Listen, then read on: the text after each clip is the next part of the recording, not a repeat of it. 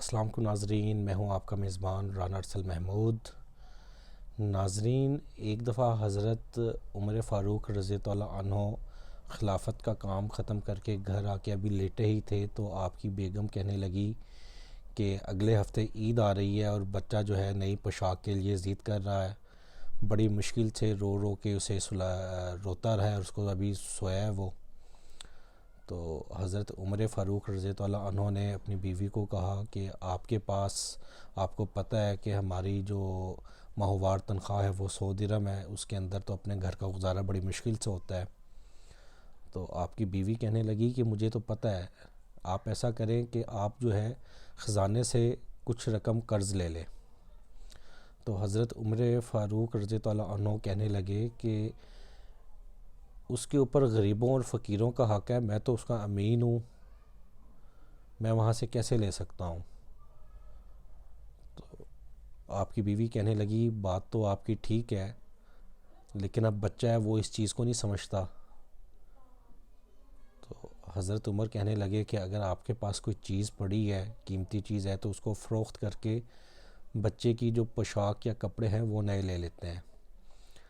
تو آپ کی بیوی کہنے لگی کہ ہمارے پاس تو جو قیمتی زیورات تھے وہ آپ نے پہلے ہی خزانے میں جمع کروا دیے ہیں، اور یہاں تک کہ میرے والد نے جو قیمتی ہار، ہیروں کا ہار مجھے تحفے میں دیا تھا، آپ نے وہ بھی جمع کر دیا ہے۔ تو اب تو ہمارے پاس کچھ بھی نہیں ہے سوائے میرے پاس آپ کے پیار کے، اور کوئی چیز نہیں ہے۔ تو حضرت عمر فاروق رضی اللہ عنہ نیچے منہ کر کے سوچنے لگے کہ اپنی جوانی اور بچپن کے دن کہ وہ کس قدر قیمتی کپڑے پہنا کرتے تھے، جو ایک دفعہ انہوں نے کپڑے پہن لیے دوبارہ ان کی باری نہیں آتی تھی، اور اپنے علاقے کے جس گلیوں سے وہ گزرتے تھے تو وہاں خوشبو مہک جاتی تھی کہ آپ اتنے اعلیٰ کپڑے اور اتنی اعلیٰ عمدہ اعلیٰ جو ہے وہ خوشبو بھی استعمال کیا کرتے تھے۔ یہ سوچتے ہوئے آپ کی آنکھوں میں آنسو جاری ہو گئے۔ تو آپ کی بیوی نے جب امیر المومنین حضرت عمر رضی اللہ عنہ کے آنکھوں میں جب آنسو دیکھے تو کہنے لگی کہ مجھے معاف کر دیں۔ تو حضرت عمر نے ایک خط لکھا اور لکھ کر اپنے ملازم کو کہا کہ جاؤ اور جا کے یہ جو ہے ہمارے نگران کو دے دو۔ اس کے اوپر یہ لکھا ہوا تھا کہ مجھے اگلے ماہ کی جو تنخواہ ہے وہ پیشگی دے دی جائے۔ تو ملازم تھوڑی دیر کے بعد واپس ایک خط لا کے دیا، اور جب اس میں آپ نے پڑھا تو اس میں لکھا ہوا تھا کہ آپ مجھے یہ لکھ کے دے دیں کہ آپ اگلے 1 ماہ تک زندہ رہیں گے تو میں آپ کو دے دیتا ہوں، اگر نہیں تو آپ کیسے غریبوں کے حق کے اوپر جو ہے ان کی حق تلفی کر سکتے ہیں۔ تو آپ نے فرمایا کہ آج اللہ نے مجھے جو ہے وہ ہلاکت سے بچا دیا۔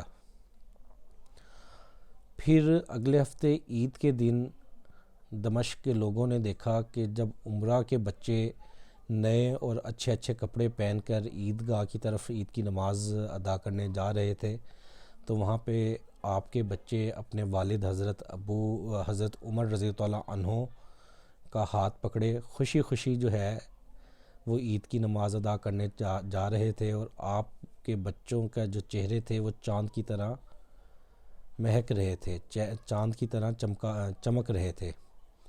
تو ناظرین گرامی، اللہ تعالی ہمیں اپنے اور اپنے پیارے محبوب نبی اکرم صلی اللہ علیہ وسلم کے بتائے ہوئے راستے پر چلنے کی ہدایت دے، ہمیں اپنے صحابہ کرام، جتنے بھی صحابہ کرام تھے، ان کے نقش قدم پر چلنے کی توفیق دے، جو بے روزگار ہیں ان کو روزگار عطا کرے، جو بے اولاد ہیں انہیں نیک اور صالح اولاد دے، جو بیمار ہیں انہیں صحت یاب کرے، اور جو وفات پا چکے ہیں انہیں جنت الفردوس میں اعلیٰ مقام عطا کرے، اور تمام امت مسلمہ اور خاص کر کے ملک پاکستان کی حفاظت کرے۔